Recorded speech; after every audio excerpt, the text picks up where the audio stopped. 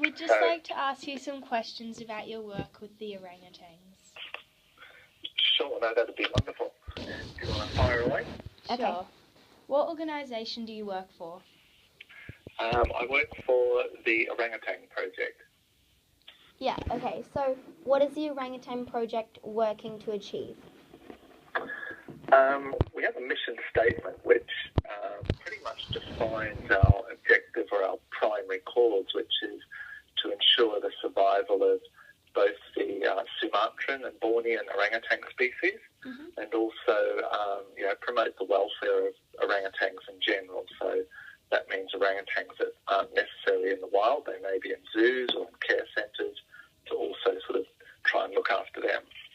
Yeah. How are they doing this? We're doing it through a number of different ways. So our primary objective is to secure habitat, and then once we secure habitat, we protect that habitat with patrols that go through the forest and ensure there's nobody there that's logging the timber or poaching animals. The third thing we do is we rescue and rehabilitate and then release orangutans. So if there's any orphans that have lost their mothers, or people keeping them as pets, or forest that's cleared, we try and rescue those orangutans, and then we rehabilitate them, which means make sure they're in a good, healthy condition and taught how to survive in the jungle, and then we release them into safe, secure habitat that we're protecting. Yeah. And the fourth thing we do is we try and educate the local people. So a lot of the local people don't really necessarily understand what orangutans are or how important they are, and a lot of them see them as pests. So we try and teach the locals the value of not just orangutans, but endangered species and wildlife, and how to live with them rather than sort of fight against them. So those are the four main avenues we have, or the four main methods we use to protect the orangutan. Yeah.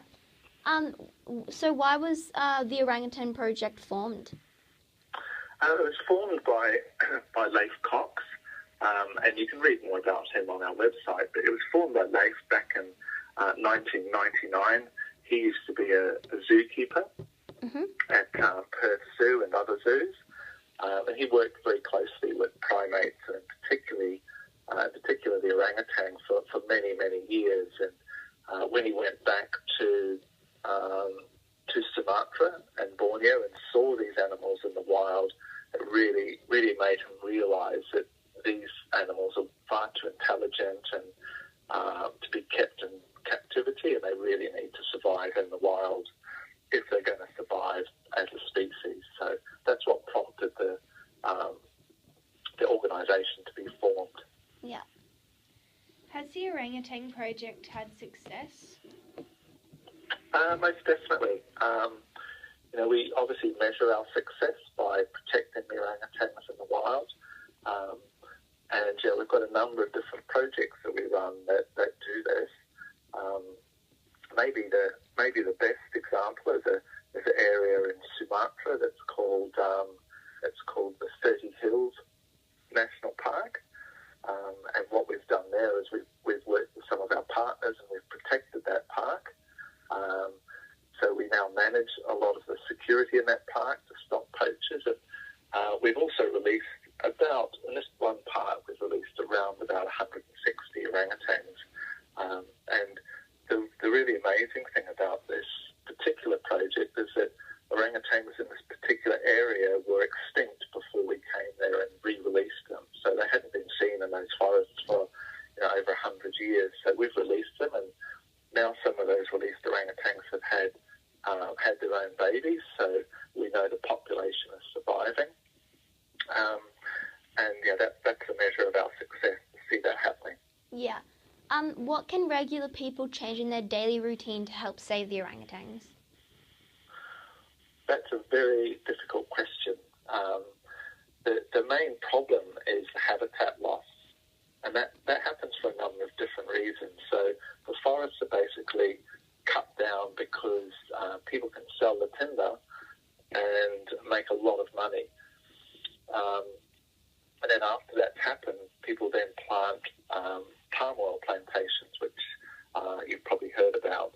So there's a couple of things that are really important for every person to be aware of, and that's to be aware of the issue and to make sure that, if they're purchasing timber or anything made from wood, to make sure it's not purchased from anywhere in Indonesia or Malaysia, because in those areas there's no way of assuring that your wood is not coming from the habitat of these endangered animals like orangutans and tigers and elephants. So one is to be aware of, where is the wood that you're using coming from? And the other one is, of course, palm oil, and to make sure that you buy products that don't contain palm oil if you can. It's not always possible, but that's what we recommend. Yeah. Is there any products that we should stop supporting because they are causing the habitat loss problem? It's a really difficult question because palm oil, 90% of palm oil comes from this area. So if you were to just stop using palm oil, the problem is people will chop down the trees and use the timber for other reasons. So if you're going to stop purchasing products, it really goes back to the previous question.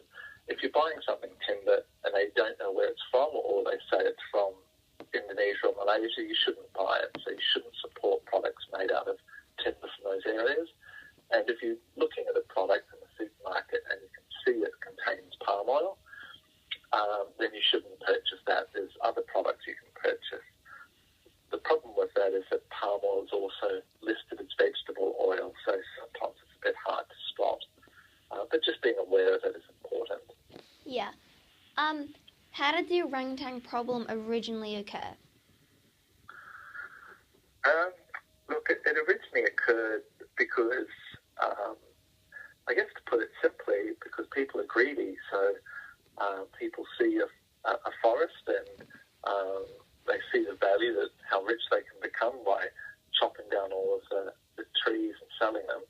And the more this happened and the greedier people became, the less forest there was. So that's when orangutans and other animals start finding it very hard to find somewhere to just live and survive. So it's really human greed is what causes the problem.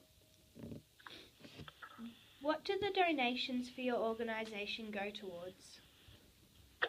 The donations we collect go towards different projects. So they may go towards any of those four key projects or four key philosophies. So we have some projects that protect the forest with wildlife protection units. So some funds go towards that.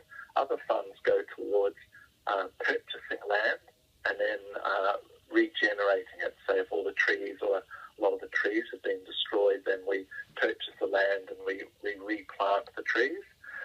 Some other funds go towards rescuing orangutans, paying to care for them after they've been rescued. So that's feeding and medication and monitoring, and then paying for people to actually release them back into the jungle and then keep an eye on them to make sure that they're safe until they're experienced enough to survive in the jungle by themselves. So those are the main areas that we fund, and we do this in different areas around Sumatra and Borneo.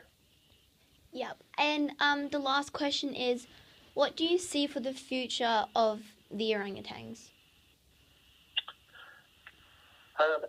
What we want to see is we want to see them survive, and at this point we can see that happening.